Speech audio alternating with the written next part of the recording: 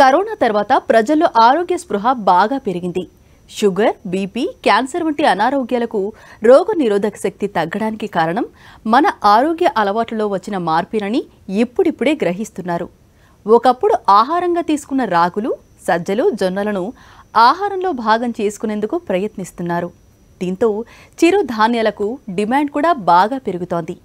ఈ నేపథ్యంలో చిరుధాన్యాల్లో ఒకటైన సజ్జ దిగుబడి పెంచడంపై దృష్టి సారించారు శాస్త్రవేత్తలు.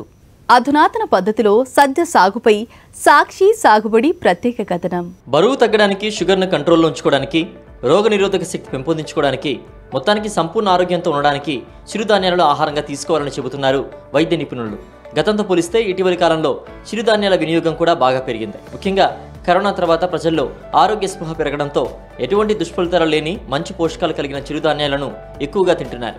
దీంతో మార్కెట్లో చిరుధాన్యాలకు డిమాండ్ కూడా బాగా పెరిగింది. రాగులు, సజ్జలు, ఊదలు ఇలా మనం మిల్లెట్స్గా పిలిచే ఇవన్నీ కూడా ఆరుతడి పంటలే. ముఖ్యంగా సాగునీటి వసతి లేని ప్రాంతంలో ఇవి ఎక్కువగా సాగు చేస్తారు. దీంతో వీటి దిగుబడి కూడా అంతంత మాత్రంగానే ఉంటుంది. అయితే మార్కెట్లో వీటికి కూడా డిమాండ్ పెరగడంతో ఎక్కువ దిగుబడి వచ్చేలా చిరుధాన్యాలను సాగు చేయాలనే ఆసక్తి రైతుల్లో బాగా పెరిగింది. శాస్త్రవేత్తలు కూడా ఆ దిశగా ప్రయోగాలు చేస్తున్నారు.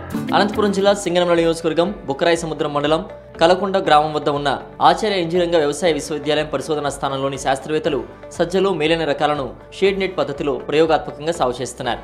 తమ ప్రయోగం సత్ఫలితాలను ఇచ్చిందని, షేడ్ నెట్ పద్ధతిలో సాగు చేసే ఈ సజ్జ రైతులకు ప్రయోజనకరంగా ఉంటుందని, దిగుబడి కూడా ఎక్కువగా వస్తుందని చెబుతున్నారు శాస్త్రవేత్తలు. ఈ నేపథ్యంలో సజ్జ సాగులోని మెలకువలేంటి, చీడపీడలను ఎలా నివారించుకోవాలి, నీటి యాజమాన్యం, ఎరువుల యాజమాన్యంపై రైతన్నలకు శాస్త్రవేత్తలు చేస్తున్న సూచనలు, సలహాలను వారి మాటల్లోనే విందాం. మారుతున్న వాతావరణ పరిస్థితులు, జల వనరులు తగ్గిపోవడం వంటి పరిణామాలు వ్యవసాయాన్ని ప్రశ్నార్థకంగా చేస్తున్నాయి. ఈ పరిస్థితుల్లో మెట్ట ప్రాంతాల్లోని రైతులు సరైన పంటలను ఎంపిక చేసుకుని సాగు చేసుకోవడం వల్ల ప్రయోజనాలుంటాయని చెబుతున్నారు శాస్త్రవేత్త నరసింహులు. ముఖ్యంగా సజ్జను సాగు చేయడం లాభదాయకంగా ఉంటుందని చెబుతున్నారు. మనము మెట్ట ప్రాంత పంటలను గమనించుకున్నట్లయితే సజ్జ అనేది అధిక పోషకాలు కలిగి అధిక శక్తినివ్వగల చిరుధాన్యపు మరియు పశుగ్రాస పంట. ఈ సజ్జ పంటను గమనించినట్లయితే అన్ని ఆహార పంటల కంటే ఎక్కువ ఉష్ణోగ్రతను తట్టుకొని అతి తక్కువ పెట్టుబడితో సాగు చేసుకోగలిగినటువంటి పంట. మరీ ముఖ్యంగా గమనించినట్లయితే జొన్న, మొక్కజొన్న, వరి వంటి మెట్ట ప్రాంత పంటలు పండించటానికి వీలు కానటువంటి భూసారము మరియు నీటిని నిల్వ చేసుకునే శక్తి తక్కువ ఉన్నటువంటి భూముల్లో కూడా ఈ పంటను పండించుకోవచ్చు. కాబట్టే సజ్జ బెట్టకు ఒక దీటైన పంటగా అభివర్ణించవచ్చండి. మిగతా ఆరుతడి పంటలతో పోలిస్తే సజ్జలో పోషకాలు మెండుగా ఉంటాయి. బియ్యంతో పోలిస్తే సజ్జ ఆహారంగా తీసుకోవడం ఎంతో ఆరోగ్యకరం. పైగా మెట్ట నేలల్లో మంచి దిగుబడినిచ్చే పంట ఇది. వీటిని దృష్టిలో ఉంచుకొని రైతన్నలు సజ్జను సాగు చేసినట్లయితే మంచి ప్రయోజనాలను పొందొచ్చు. సజ్జ అత్యధిక పోషక విలువలు కలిగి ఆరోగ్యరీత్యా ఒక పౌష్టికాహారంగా చెప్పుకోవచ్చు. ఎందుకంటే మనం ప్రతిరోజు తింటున్న బియ్యం, వరితో కానీ పోల్చి చూసుకున్నట్టయితే సజ్జలో అధికంగా మాంసకృతులు, పిండి పదార్థాలు, కొవ్వు పదార్థాలు, పీచు పదార్థాలు మరియు కాల్షియం, ఇనుము, జింకు, ఇతర పోషకాలు మెండుగా ఉంటాయి. అదేవిధంగా కెరోటిన్ అనే కంటి చూపు మెరుగుపడడానికి కెరోటిన్ అనే పదార్థం ఉపయోగపడుతుంది. అటువంటి పదార్థం కూడా ఈ సజ్జలో బియ్యంతో పోల్చుకున్నట్లయితే ఎక్కువగా ఉంటుంది. అత్యధిక పోషక విలువలు కలిగి బెట్టను గట్టిగా తట్టుకునే సజ్జ పంట మెట్ట సాగులో మంచి మెలకువలు పాటిస్తే అత్యధిక నికర లాభాలను ఆర్జించే అవకాశం ఎక్కువగా ఉన్నాయండి. ఏ పంట సాగు చేసినా మేలు రకం వంగడాలను ఎంపిక చేసుకుని సాగు చేస్తేనే వ్యవసాయం లాభసాటిగా ఉంటుంది. సజ్జ సాగు చేయాలనుకునే రైతులు ఈ విషయాన్ని దృష్టిలో ఉంచుకొని మేలు రకం వంగడాలను ఎంపిక చేసుకోవాలి. ఇక్రిసాట్ శాస్త్రవేత్తలు సజ్జలో కూడా ఎన్నో మేలు రకం వంగడాలను రూపొందించారు. వీటిలో అనువైన వాటిని ఎంపిక చేసుకుని సాగు చేసుకుంటే ఉత్తమ ఫలితాలు ఉంటాయి. మనం వ్యవసాయంలో ప్రధానంగా చూసుకున్నట్లయితే రకాల ఎంపిక అనేది వ్యవసాయం యొక్క సక్సెస్కి మొదటి స్టెప్ అండి. మనం అధిక దిగుబడులు పొందాలనుకున్నప్పుడు మంచి రకాలను కానీ ఎన్నుకున్నట్లయితే కనుక మన వ్యవసాయంలో అధిక దిగుబడులు పొందేదానికి ఆస్కారం ఉంటుంది. సజ్జలో మన ప్రాంతానికి అనువైన సూటి రకాలు ఏవైనా ఉన్నాయని చూస్తే ఇక్రిసాట్ వారు రూపొందించినటువంటి ICTP 8203, ICMV 221, ధనశక్తి అనే ఈ 3 రకాలు ఎకరానికి సరాసరి 8 నుంచి 10 క్వింటాల దిగుబడినిచ్చే సామర్థ్యం కలిగి 80 నుంచి 90 రోజుల్లో పంట కాలాన్ని పూర్తి చేసుకుంటాయండి. ఈ 3 రకాలు కూడా పెర్రికంకి తెగులను తట్టుకునే సామర్థ్యం ఉన్నటువంటి సూటి రకాలు. నీటి వసతులు ఉన్న ప్రాంతాల్లో సాగు చేసుకోవడానికి కూడా శాస్త్రవేత్తలు కొన్ని సంకరజాతి సజ్జ రకాలను సృష్టించారు. 80 రోజుల్లో పంట చేతికి వచ్చే అవకాశం ఉన్నందున వీటిని ఎంపిక చేసుకుని సాగు చేసుకోవడం కూడా లాభదాయకంగానే ఉంటుంది. ఈ మధ్య కాలంలో అధిక పోషకాలు ఉన్నటువంటి సంకర జాతి రకాలను భారత ప్రభుత్వం రిలీజ్ చేయడం జరిగింది. వీటిలో గమనించుకున్నట్లయితే ముఖ్యంగా AHB 1200, AHB 1269 అను ఈ 2 రకాలు ఎకరానికి 11 నుంచి 13 క్వింటాల దిగుబడిని ఇవ్వగల సామర్థ్యం ఉన్నటువంటి రకాలు. 75 నుంచి 85 రోజుల పంటకాల పరిమితి. వీటిలో అధికంగా ఇనుము, జింకు పోషకాలు లభిస్తాయి. వెర్రికంకి తెగులను కూడా బాగా తట్టుకునేటువంటి సంకర జాతి రకం. సజ్జను సాగు చేసే రైతులు మేలైన రకాలను ఎంపిక చేసుకోవడంతో పాటు మేలైన యాజమాన్య పద్ధతులపై కూడా అవగాహన పెంచుకోవాలి. అప్పుడే సజ్జ సాగు చేసే రైతులు ఆశించిన స్థాయిలో దిగుబడులు పొందొచ్చు. మేలైన యాజమాన్య పద్ధతులేవో శాస్త్రవేత్తల మాటల్లోనే విందాం. మనం సజ్జ సాగు చేయడానికి కావలసినటువంటి నేలలు ఎటువంటివి అనుకూలం అంటే తేలిక నుండి మధ్య రకం నేలలు అనుకూలమైనది. నీరు నిల్వ ఉండకుండా ఉండాలండి. నీరు నిల్వ ఉండే భూములు సజ్జ సాగు పనికిరావు. అటువంటి ప్రదేశాల్లో మురుగునీటి సౌకర్యాన్ని ఏర్పాటు చేసుకోవాలి. సజ్జ స్వతహాగా ఆమ్ల, క్షార స్వభావాలను తట్టుకునే శక్తి ఉండడం వల్ల ఎటువంటి నేలల్లో అయినా సజ్జ పంట పెరుగుతుంది. ఏ పంటను సాగు చేసినా విత్తుకోవడానికి విత్తనాన్ని శుద్ధి చేసుకోవడం చాలా ముఖ్యం.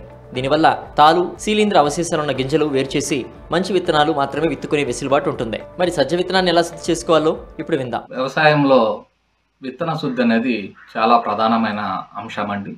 మనం సజ్జలో అయితే గన విత్తనాన్ని 2% ఉప్పు ద్రావణంలో నానబెట్టుకోవాల్సి ఉంటుంది. 2% ఉప్పు ద్రావణం అంటే 20 గ్రాముల ఉప్పును 1 లీటర్ నీటిలో కలుపుకొని అందులో విత్తనాన్ని కానీ నానబెట్టినట్లయితే ఏవైనా తాలు గింజలు మరియు ఎర్గట్ శిలీంద్ర అవశేషాలు ఉంటే తేలిపోతాయండి. వాటిని తొలగించేసి మంచినీటితో శుభ్రం చేసుకొని ఆరబెట్టుకొని కిలో విత్తనానికి 3 గ్రాముల థైరామ్ లేదా 6 గ్రాముల ఆప్రాన్ మందును కలిపి విత్తన శుద్ధి చేసుకున్నట్లయితే విత్తనాల ద్వారా సంక్రమించే శిలీంధ్రాలు రాకుండా కాపాడుకోవచ్చండి. ఎరువుల యాజమాన్యంపై కూడా రైతులు సరైన అవగాహన కలిగి ఉంటే సజ్జలో మంచి దిగుబడులు పొందే అవకాశం ఉంది.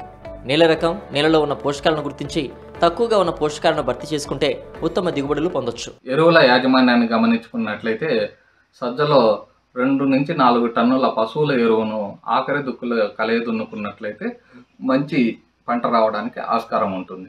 నేల స్వభావాన్ని బట్టి, నేలలో లభించే పోషకాలను బట్టి మనము రసాయన ఎరువులు వాడుకోవడం చాలా ఉత్తమం అండి. ఎకరా సజ్జ సాగుకు వర్షాధార పంటగా 24 కిలోల నత్రజని, 12 కిలోల భాస్వరము, 8 కిలోల పొటాష్ ఇచ్చే ఎరువులు వేయవలసి ఉంటుంది. అనగా 52 కిలోల యూరియా, 75 కిలోల సింగిల్ సూపర్ ఫాస్ఫేట్, 13 కిలోల మ్యూరేట్ ఆఫ్ పొటాష్ వేసినచో పంటకు కావాల్సినటువంటి నత్రజని, భాస్వరము పోషకాలు పుష్కలంగా లభిస్తాయండి. సజ్జ విత్తుకున్న తర్వాత 30 రోజుల వరకు ఎటువంటి కలుపు లేకుండా చూసుకుంటే దిగుబడులపై ఎలాంటి ప్రభావం ఉండదు. అలా కాకుండా కలుపులు నిర్లక్ష్యం చేస్తే దాని ప్రభావం దిగుబడిపై పడుతుంది. సజ్జలో 30 రోజుల వరకు ఏ విధమైన కలుపు లేకుండా చూసుకోవడం వల్ల మంచి దిగుబడులు పొందే ఆస్కారం ఉంటుంది. సజ్జలో మనం విత్తిన రోజే లేదా 2-3 రోజుల్లోపు అట్రజన్ 50% పొడిని 600 గ్రాముల మందును 200 లీటర్లో కలుపుకొని 1 ఎకరానికి పిచికారీ చేసుకున్నట్టయితే తొలి దశలో కలుపును సమర్థవంతంగా నిర్మూలించుకోవచ్చండి. సజ్జలో అంతర పంటలుగా కంది, సోయా, పొద్దుతిరుగుడు, ఆముదం వంటివి సాగు చేసుకోవచ్చు. వేరుశెనగ పంటను సాగు చేసే రైతులు కూడా పంటను చీడపీడల నుంచి కాపాడుకోవడానికి గట్లపై సజ్జను వేసుకోవడం ద్వారా అదనపు ప్రయోజనాలు పొందొచ్చు. సజ్జలో అంతర పంటగా కంది, ఉలవ, వేరుశెనగ, పొద్దుతిరుగుడు, సోయా చిక్కుడు పంటలను 2 వరుసల సజ్జకి 1 వరుస ఈ అంతర పంటలు వేసుకొని మంచి దిగుబడులు పొందేదానికి ఆస్కారం ఉంది. మిగతా పంటలతో పోలిస్తే సజ్జలో చీడపీడల సమస్య చాలా తక్కువ. అయినప్పటికీ కొన్ని ప్రాంతాల్లో మాత్రం చీడపీడల బెడద కొంతమేర ఉంటుంది. ఈ నేపథ్యంలో సజ్జలో చీడపీడల నివారణకు రైతులు ఎటువంటి జాగ్రత్తలు తీసుకోవాలో విందాం. సజ్జలో చీడపీడల ఉధృతి చాలా తక్కువ ఉంటుంది. కానీ కొన్ని ప్రాంతాల్లో అప్పుడప్పుడు ఈ చీడపీడల ఉధృతి కనపడుతుంటుంది. ప్రధానంగా చూసుకున్నట్టయితే సజ్జ నాటిన మొదటి 30 రోజుల్లో మువ్వ చంపు ఈగ ప్రధాన సమస్య కొన్ని ప్రాంతాల్లో మటుకి. తరువాత 30 రోజుల నుంచి పంట కోసే వరకు కాండం తొలిచే పురుగు కూడా కనిపించేదానికి ఆస్కారం ఉంటుంది. వీటిని నివారించడానికి కార్బోఫిరాన్ 3G గుళికలను 2 గ్రాములు 1 సాలు వరుసకి వేసుకున్నట్లయితే కనుక వీటిని సమర్థవంతంగా నిర్మూలించుకోవచ్చు అండి. సజ్జ సాగు చేసే రైతులు ప్రధానంగా ఎదుర్కొనే సమస్య పక్షుల బెడద. దీని నుంచి పంటను కాపాడుకునేందుకు రైతులు రకరకాల ప్రయత్నాలు చేస్తుంటారు. మరి ఈ సమస్యకు శాస్త్రవేత్తలు సూచిస్తున్న పరిష్కారం ఏంటో ఓసారి విందాం. ఈ మధ్య కాలంలో సజ్జ సాగు అక్కడక్కడ తక్కువ మోతాదులో తక్కువ కమతాల్లో కనపడుతుంది. ఇటు తక్కువ కమతాల్లో కనపడినప్పుడు పక్షుల వీటిపైన తీవ్ర నష్టాన్ని కలిగజేస్తాయండి. అటువంటి సమయాల్లో గింజ పాలు పోసుకునే దశ నుంచి గట్టిపడే దశ వరకు ఉదయం నుంచి సాయంత్రం వరకు పక్షులను తోలే ఏర్పాట్లు చేసుకోవాల్సి ఉంటుంది. సజ్జ పంట చేతికొచ్చిన తర్వాత కంకులు కోయిగా మిగిలిన దాన్ని పశువులకు మేతగా వేయొచ్చు. ఇలా 2 రకాల ప్రయోజనాలు ఉన్నందున రైతుకు సజ్జ సాగు లాభదాయకంగా ఉంటుందని శాస్త్రవేత్తలు చెప్తున్నారు. సాధారణంగా రైతులు సూటి రకాలను వాడుతుంటూ ఉండరు. ఇవి పిలకలు వేసే నేచర్ ఉండడం వల్ల సూటి రకాలలో 2-3 సార్లు కోతలు కోయాల్సి వస్తుంది. అదే గన హైబ్రిడ్స్ కల్టివేట్ చేసే వాళ్ళలో, సంకరజాతి రకాలు కల్టివేట్ చేసే వాళ్ళ ఒకేసారి పంట కోతకు వస్తుందండి. పిలకలు వేసే దాంట్లో 2-3 సార్లు కోత కోసుకోవాల్సి ఉంటుంది. కంకులు కోసిన ఒక వారం రోజుల తర్వాత కట్టెను కూడా కోసి పశుగ్రాసంగా ఉపయోగించుకుంటూ ఉంటారు. విత్తనోత్పత్తి కోసం సజ్జను సాగు చేయడం ద్వారా రైతులు మంచి లాభాలు పొందొచ్చు. సాధారణ చిరుధాన్యంగా మార్కెట్లో అమ్మే పంట ధరతో పోలిస్తే విత్తనోత్పత్తి కోసం సాగు చేసే సజ్జకు మరింత మెరుగైన ధర దక్కుతుంది. కోసిన కంకులని 4 నుంచి 5 రోజుల పాటు ఆరబెట్టి కంకుల నుంచి గింజలను నూర్పిడి యంత్రాల సహాయంతో సపరేట్ చేసుకోవచ్చండి. ఇలా నూర్పిడి చేసిన గింజలను తూర్పారబట్టి దాంట్లో పుట్టు, దుమ్ము, మట్టి పిల్లలు లేకుండా చూసుకొని క్లీన్ చేసుకొని దీర్ఘకాలికంగా మనం నిల్వ చేసుకోవాలనుకున్నప్పుడు గింజలలో తేమ శాతాన్ని 13 నుంచి 14% వరకు తగ్గించి, అంటే ఎండలో ఆరబెట్టుకొని తర్వాత కొత్త గోనె సంచుల్లో కానీ నిల్వ చేసుకున్నట్లయితే మనము 1 సంవత్సరం పాటు ఈ విత్తనాలను నిల్వ చేసుకోవడానికి ఆస్కారం ఉంది.